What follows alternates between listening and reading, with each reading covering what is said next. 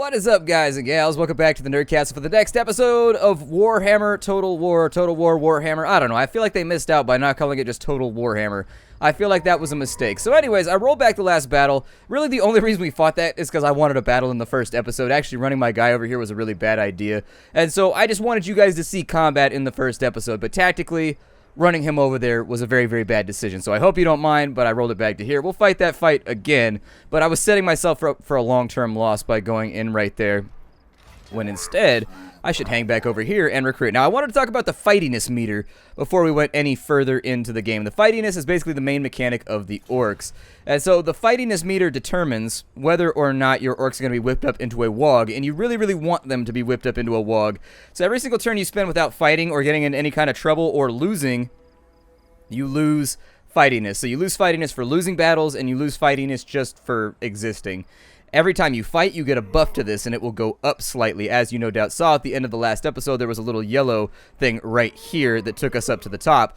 Now, we want this to be above this bar right here. If we can get this up above this bar, that's a really, really good thing for us, because then it spawns a neutral army that's AI controlled, that's a part of our faction, called a Wog! Me boys is coming for your bits!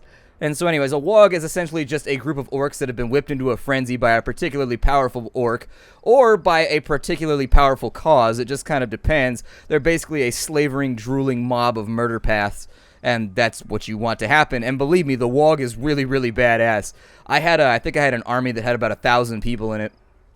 1,000 boys in it anyways, and the Wog that it spawned was of equal size. So essentially I had two armies that were 20 out of 20 sitting next to each other, ready to just ride out on the enemy, and it allowed me to wipe out the dwarvish faction in my playthrough. Really, I stormed through here and just wiped out the dwarves in one big go. It was pretty impressive. Now what we want to do right here, in the last episode, you know that I charged down in here because I wanted to get that battle done. I wanted to have combat in the first episode. I couldn't have the entire first episode be me just talking about stuff and pointing things out. And so anyways, we got our combat in. You saw what it was like. I've rolled it back to just a second ago so that I can make a smarter decision, which is to hang out here and recruit for a little while. Seriously, you really, really want to recruit. Now, you can only recruit if you're inside your friendly territory. So that's anywhere if we're inside the yellow right here. You see these lines? The red means it's the faction against us side, and the yellow means it's our side. This used to be red and green, but they changed the colors, I think, for whatever reason. It's probably for colorblind reasons, maybe? I don't really know. I couldn't honestly tell you why they changed it from being red and green to red and yellow. It was, maybe it tested higher. They did like some little focus group or something. But what we need is more infantry. We are lacking on the infantry front. We need that very, very badly. So I am going to recruit a stack. Actually, that's pretty good right there. I would take that 100%. And then what I would recommend is that, actually, let me cancel those out real fast. We are going to move back inside our territory as far as we can. And then we're going to recruit. I'm going to take 3 stacks of sword boys. Actually, no. We'll go... Okay, so that looks pretty good. Every single time you recruit something, the bottom right here is going to be your cost over your predicted income. So it's going to subtract from there once they've been recruited. And then that's the flat cost from your treasury in order to outfit and, I guess, equip these orcs for the Zoggin and the Krumpin. And so there it is right there. We'll have 3 more stacks next turn, which puts us in a much better position to fight off his armies. Because what would have happened right here, and I'm going to explain this. What's going to happen, I've played the orc campaign enough times to know, is I came out here, I fought him. We're going to be stuck there until the next turn. What's going to happen is they get a turn before we get a turn. And what's going to happen is they're going to reinforce from off this direction somewhere, or from like down south somewhere. He's going to hit us with 2 armies at the same time. I made this mistake when I played through the first time. So anyways, I know what the AI is going to try to do, and they can't fool me. They can't fool me. Either way, we also need to, let's take a look at our capital here. We've got an empty slot at our capital. We can either upgrade to Brawling Grounds. If we upgrade to Brawling Grounds, so right now there's a couple things you need to know. Every territory is encompassed by a couple different properties. And so, for example, the area of Death Pass is comprised of Black Crag, Iron Rock, and Kurog Drawn. One is held by the Bloody Spears, one is held by the Red Fangs, and one is held by us, the Greenskin Horde. What we're looking for here is we have different slots depending on the size of the city. So this right here is the population surplus. You exchange that for making your city better. You see how there's a bubble right there with a 2? If we had 2 population surplus, we could make this place a level 3 Black Crag, basically an encampment, which makes it a much bigger, better version, which then in turn allows us to make bigger, better buildings. But for right now, we can't do that, so we have an option here. We could spend 2,000 of our treasury to unlock Goblin Archers and Arrow Boys. Probably a pretty good idea. Or we could go in and we could build a supplementary building such as the Musta Fields, which if we upgraded that would be okay. So we already have that. The Wolf Den, that would give us cavalry. I find that cavalry tends to be one of the most important things ever in Total War games. I find Total War to be a very cavalry heavy game, where cavalry for me anyways seem to dictate the outcome of like 90% of my battles. If you wield your cavalry like a scalpel, you tend to come out on top regardless, just from hectoring their back lines. We could also do a boss's tent, which is going to raise our obedience. Now you'll notice there's a -4 deficit right here. My suggestion would be that the boss's tent would be a pretty good idea. And then that also reduces our vampiric and chaos corruption, which we don't have to worry about right now. But later on down the line, chaos and vampires are going to try to take over our city by corrupting it slowly and converting people into the undead or into the filthy followers of the heretic forces. We don't want that. Other things we could do is we could go with idols, which makes our city grow faster. It makes us replenish our units quicker. Not a bad plan. Or we go with a pile of shiny stuff, which the shiny stuff just gives us bonus cash at the beginning of each turn, so not too bad right there. My recommendation would be that we go with the boss's tent. It's not a bad call, and then later on it'll allow us to make big boss heroes. We could also do a cave of shinies, I guess. Or we could do, I think there's a tinkerer's thingy around here somewhere. Yeah, there it is, but we got to be 1 tier up higher, and so I wouldn't do that right now. It might be a smart idea. Let's go with Brawling Grounds, I guess. That'll give us some time to think and build up to. It's going to be expensive, but I think it'll be worth it.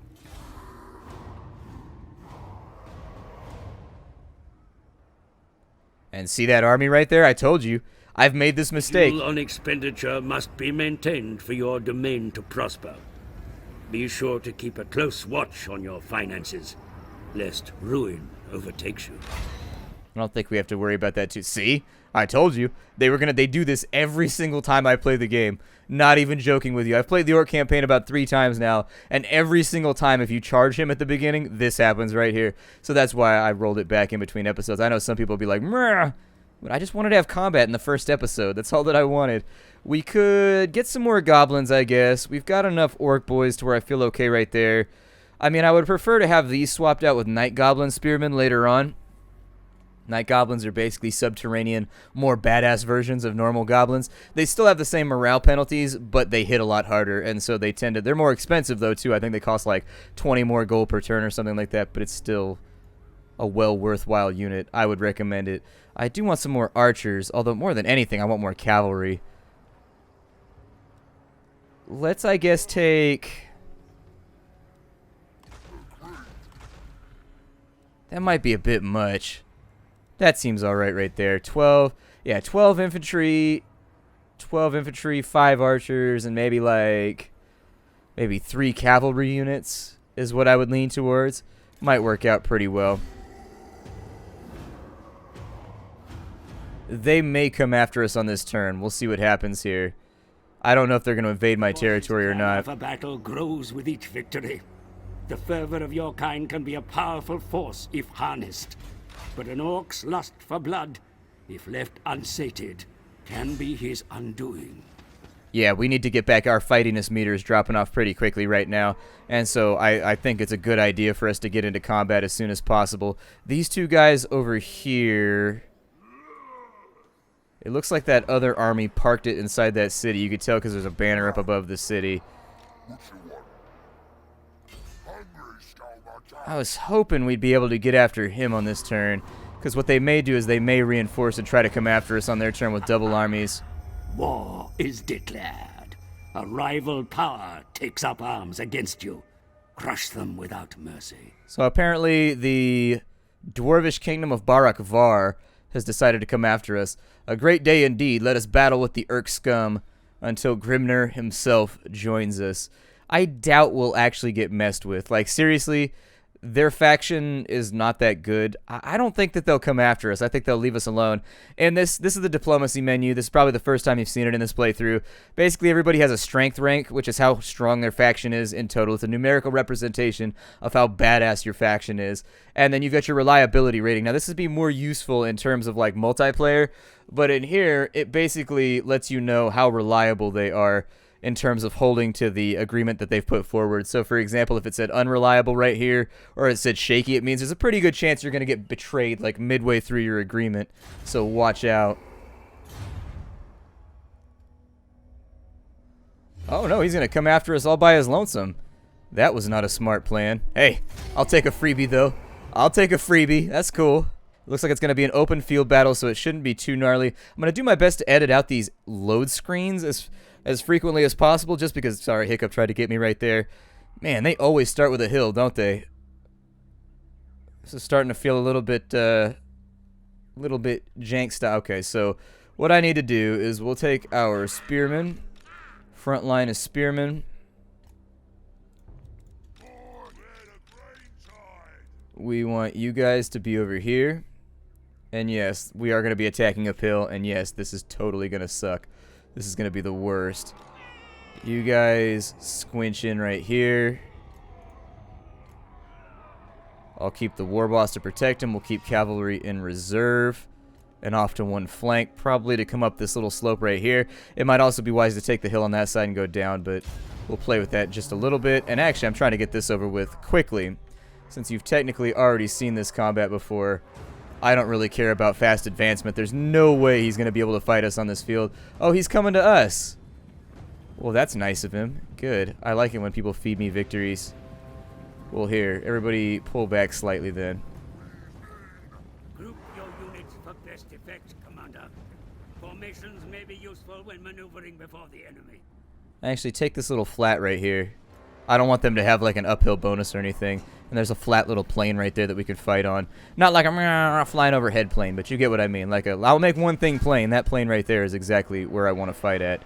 So they're doing things.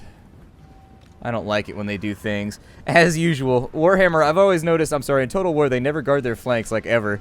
I've noticed the AI just like suspiciously leaves their flanks open like all the time. Gents, enjoy shooting over there. Spearmen.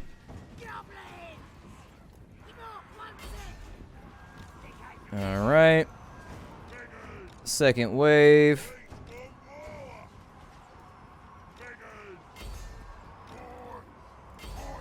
Let's go ahead and push our way through here.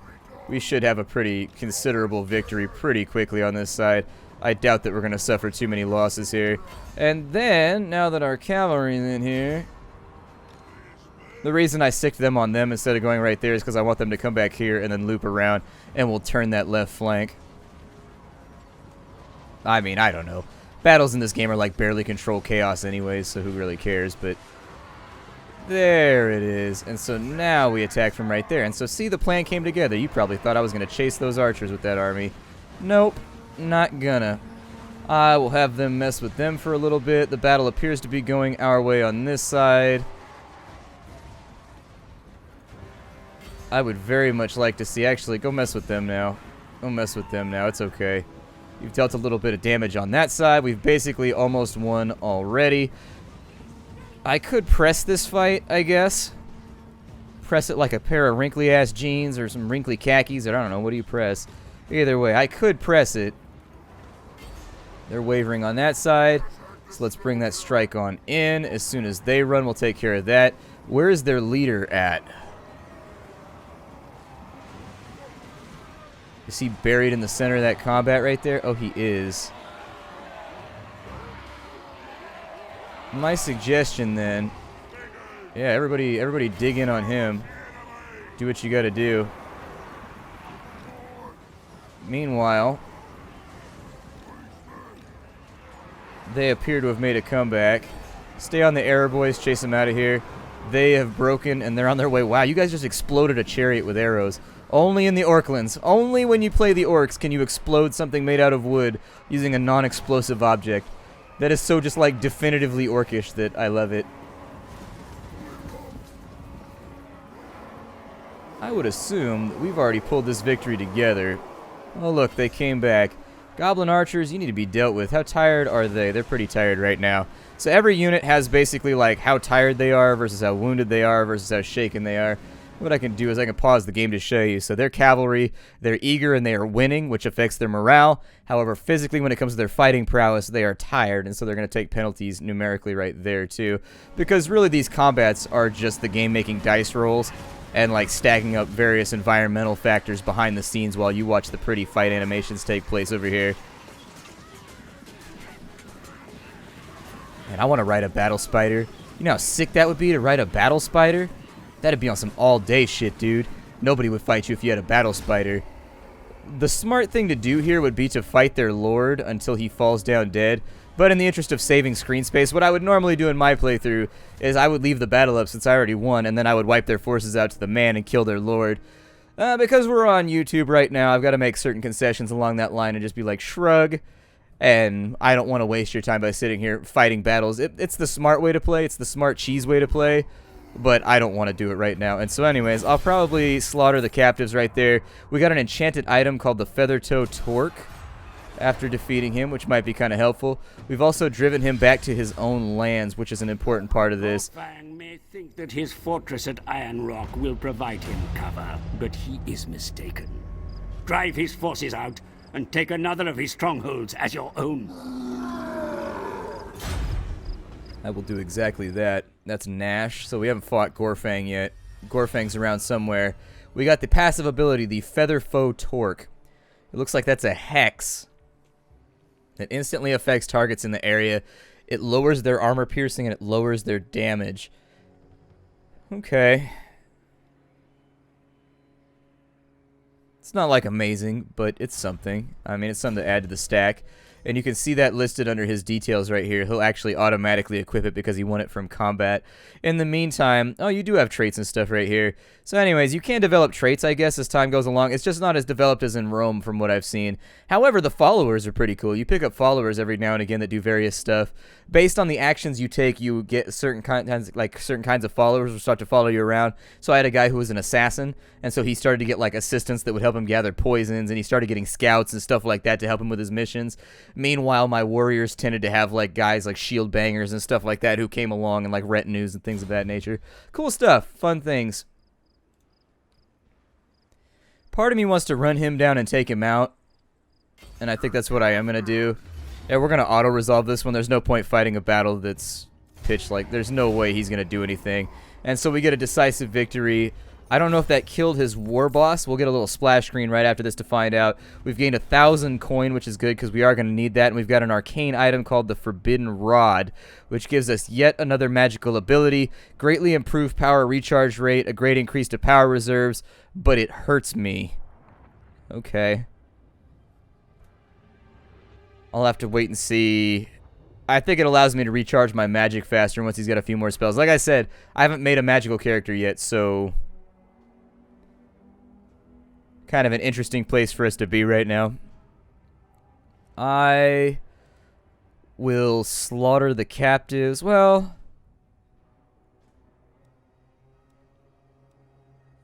I think we already have the slaughtered captives buff. So...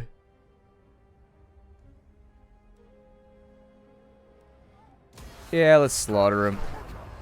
Nash, our enemy, who belongs to the Red Fangs, has perished in the battle at Iron Rock and Death Pass. So yes, there it is. We've actually killed off one of their generals, which means that limits their ability to field armies. Now what I want to do is I wanted to end my turn inside my own territory so that we're losing... oh man, we gotta fight more. So that we're actually getting Orc Biggins back. The downside here is that they are not going to replenish very quickly because they took a lot of damage in that last fight. What you can do to offset this in some ways is you can shift-click your guys, and then you can combine them, and that will make them into a bigger stack, like so. And so there it is. We can actually combine those stacks, and like, yeah, we lost one of our retinues, but that means is that we don't have to pay them quite as much due to the fact that they're busted up. Now, normally what I would do is I would get rid of these biggins and I would hire some new ones. Unfortunately, we're not going to be able to do that, and so instead on this turn, I'm going to focus on developing this army a little bit more. Get a few more stacks of boys. And the difference between Error Boys, we've got their melee attack is better. Their range is better. Their weapon strength is better. Weapon strength determines everything has an armor rating and a weapon strength. Weapon strength determines whether or not it penetrates their armor when they fire. So it does a test, their weapon strength versus their armor, and then after that it does a damage roll if it passes. They must do something better, or are they just cheaper all around? Like, surely they've got better melee defense.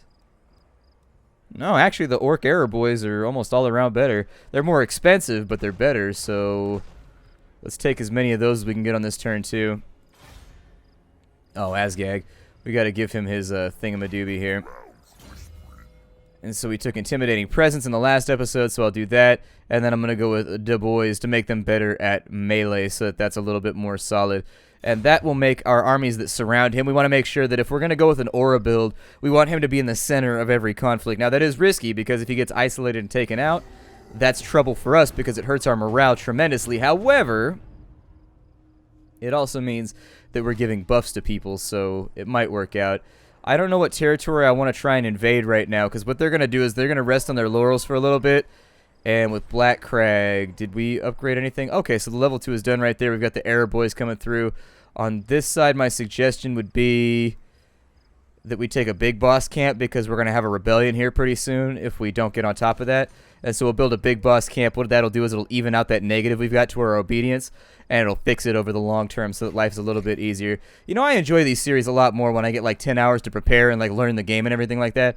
I don't like it when I feel like I got to rush a series out on the part of like a PR company or something like that. I like the fact that I got to like units recruited. Okay, so their recruitment is done. That means that I will more than likely disband them, since we've got superior archers available now. And on this turn, we will do the same thing, and we'll take... We've got 600 infantry. I think we'll be alright with our 600 infantry. I just don't want to go too overboard with some of this. And so there it is. We'll recruit for one more turn. This is going to hurt our overhead. It's going to put us a little bit into the red. That's okay, though, because we're about to go on an invasion. So the fickle winds of magic spill from the realm of chaos and flow across the world. The winds wax and wane in incomprehensible fashions, at times blowing a gale, while in other places be calm. Now the arcane currents have changed once again. The stronger the winds are blowing in a region, the faster they will replenish battles fought there, and vice versa. Affects how many spells can be cast over the course of a battle. And so the winds appear to actually be... I'm not sure what's going on right here. Oh, the winds of magic in our area are high. Gotcha. So there's a little meter right there. Never played a magic character before, so I'm picking that up as I go. I tried to be a true orc. Nobody likes those odd boys, those weird boys. Nobody knows what they're up to. You just gotta keep it hard and just be out there smash. Whip me, chopper! Where he's coming for you. That's pretty much the only part of orkiness that I subscribe to. What I'm worried about is that they're... So, Black Crag, what does your retinue look like? So we can click on right here, and then we can look at the garrison by clicking on this little tab. Actually, its garrison is pretty hardcore. Okay, nobody's going to invade. I was a little worried somebody was going to invade behind my back. I think I'm going to take Valia's Sorrow first. Valia is a dwarvish god, as I recall. I don't remember exactly what she represents, but it's like, I don't know. It's probably like drunkenness. It probably is revenge, drunkenness, stabbing, and hammering, would be my guess. They have like nothing here, and so we could do the siege battle, but it's pretty much stacked in our favor. I tend to auto-resolve a lot, so if that annoys you, I apologize. But, like, if the meter's that full, I'm not going to fight the battle. It's a waste of our time. And so, there it is right there. Decisive victory. We really didn't, like, lose anybody. We lost, like, 69 guys. We wiped them out to the last man. This is not an incredibly lucrative location. So we've got a couple of options here. And the game has changed around a lot from the way you would normally play Total War. You would look at your faction bonuses and figure out if your army is a colonizer, if they're a destroyer, or etc. In this game, you've got to be a little bit more careful about the way things go down, because mid-game you're going to start running out of cash. This game seems to have a cash deficit, and so you've got to be very careful about the decisions you make. You need to plunder when you need to plunder, and you need to like loot when you need to loot, and don't try to colonize everything if your pockets are broke and just assume that the 100 gold a turn that you're getting from a location is going to bail you out. Instead, if you need to loot, loot. And so we're going to keep that up, but since we haven't occupied anything right now, I would probably go... It's going to take a conquest penalty. Plunder the settlement and claim its riches. 2,000 gold would be nice. You could sack the bitch, or you can raise it, which removes it from the map entirely, which is useful in certain situations. You may or may not want to do it depending on... We're going to occupy for right now, though. That's alright. An enchanted item has been gained. The Potion of Healing. This potion and its bones seals flesh and staunches the flow of blood from your mortal wounds. So apparently it's a little bit of the this little potion apparently makes me feel better. And so actually is it an ability or... Your territory expands, Savage Lord. Yet there are many lands to conquer. In time, I foresee war with the greater tribes of the Badlands, as well as the stunted kind that dwell beneath the mountains. Keep your axe sharp, for Mork and Gork watch your progress with interest.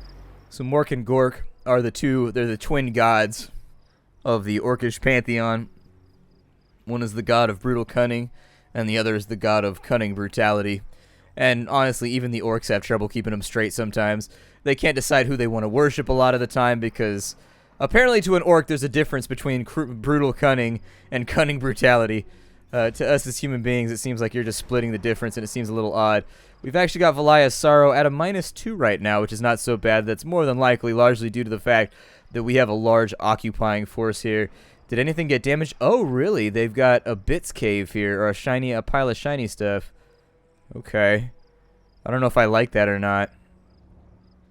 In 10 turns, we'll be able to upgrade to a greenskin camp, which will be cool. It'll help out a little bit, and that'll allow us to use that slot right there. This is part of the Eastern Badlands, though, which means that it's not a part of this territory that we currently conquered. Is Iron Rock a part of? So, see, I probably should have taken Iron Rock first, but I knew there was going to be a bigger fight for Iron Rock before I could go anywhere. Now, one of the things you're going to run into here is that you can't really manage your garrisons anymore. It's a little bit weird, and I haven't played around with it a lot, but, like, what I would like to do sometimes is just leave orcs behind, and yeah, we do have to pay for those forces. For now, we're just going to camp in this area. Garrison management's a little bit weird in this title, though, so just be aware that it'd probably be nice to leave... What do they have? So they have a couple stacks of boys and a couple stacks of goblins. If we wanted to maintain this place and at least cause like a slight deterrent to anybody that's trying to take our shit, we would probably want to go with, oh, I don't know, 2 more stacks of boys and like 2 stacks of archers. That would put 700 units there, which would be enough to severely dampen anything that tries to attack us. And also, in the meantime, oh, we can recruit lords, by the way, too. Just in case you wanted to have, like, more guys to lead armies. We can do that right now. It's not that difficult. Sometimes you get them for free, though, and so sometimes I like to wait and see what I can get for free. We have no heroes available right now, but lords lead armies, and then heroes are essentially characters that run around adventuring, assassinating. They do all kinds of interesting stuff, and you can spec them in different directions, too, based on their skill points and what you want them to do. Still, we are out of time for the day. My name is Splattercat. Thank you for joining me here at the Nerd Castle for the next episode of Total War Warhammer. I will see you in future episodes. Gonna have a lot of fun beating down the enemies of me York boys. I'll be seeing you kids later.